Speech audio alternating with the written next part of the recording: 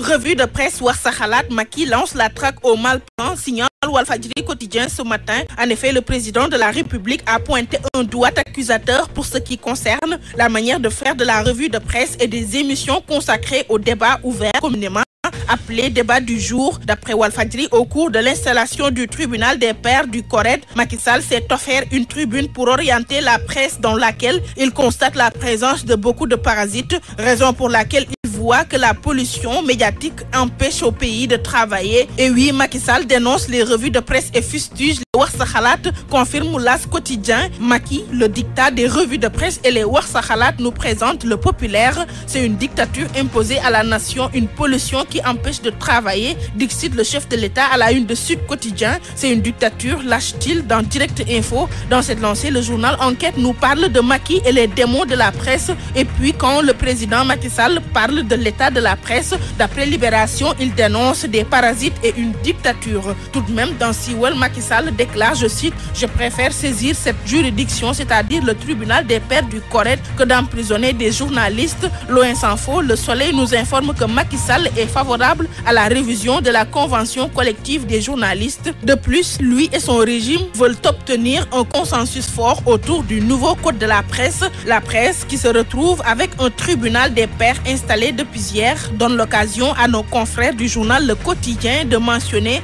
que les journalistes sont sur la corde raide. Et pour sa configuration, Le Populaire nous renseigne que présidé par Mamles Camara, ce tribunal compte 10 juges dont 4 femmes et 6 hommes. Inspiré par les commentaires du président Macky Sall, Daoucho, le biétiste de Direct Info, note que le président en veut à la revue de presse version sénégalaise qu'il assimile à une dictature. Alors, cette montée d'adrénaline du côté du pouvoir se justifierait-elle, s'interroge Daoucho. Et c'est au moment où le peuple a des urgences qui ont pour nom morosité économique, coût élevé de la vie, campagne agricole désastreuse, inondations, crise universitaire persistante et j'en passe, pour jeter le regard sur l'autre question posée par Walfadjri quotidien ce matin. Et c'est faut-il brûler la Cour des comptes? Au constat des rapports jamais suivis d'effet, mon confrère Seyni Diop soulève le débat sur l'utilité de la Cour des comptes. À ce sujet, le reflet du miroir de mon confrère Ibrahima Anne balance à quoi sert ce machin, un nom utilisé par le général de Gaulle pour qualifier l'ONU et emprunté par mon confrère pour justifier une question: quelle est l'utilité, voire l'opportunité de faire état en 2014 de fautes de gestion qui ont été commises en 2003 au moment où M.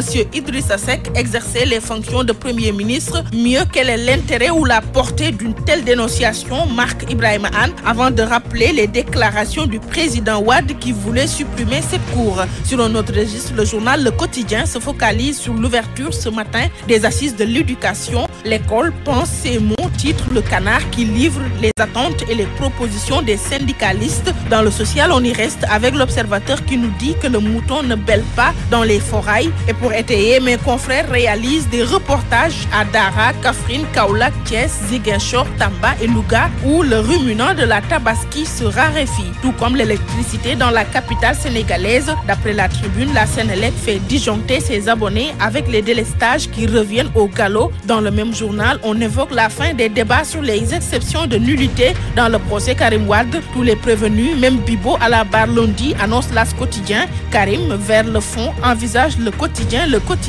Et pour l'affaire Bibo Bourgi, Walfadjri relève les prémices d'un meurtre judiciaire. Comme argument, mon confrère Pape Ndiaye nous fait savoir que dans le cas de Mamour Seck, dans l'affaire Bibo Bourgi, c'est le même Henri Grégoire Diop qui a tranché en refusant la liberté provisoire pour raison médicale. Conséquence, Mamour Seck a rendu l'âme au pavillon spécial. À ce titre, Direct Info essaye de savoir si devant le juge lundi, Bibo Bourgi va se présenter sur une chaise roulante ou sur un lit. Dans sa livraison du jour, Libération fait remarquer un rebondissement spectaculaire dans l'affaire Bassirou Faye, nous affirmant que la DIC a ramassé la douille. Mes confrères précisent qu'elle leur a été remise par le frère de la victime qui dit l'avoir reçue d'un étudiant témoin des faits. Sport, football, Europe, Ligue des Champions, 5 lions se font abattre d'un coup, titre ou à sport. Ces derniers ont pour nom Dembaba, Bekistas, Sadio Mané, Salzbourg, Idrissa Gana Gueye, Lille, Pape Ndiaye Soirée, Lille, Ricardo Fati, Standard de Liège. Leurs équipes sont tombées dans les matchs de barrage,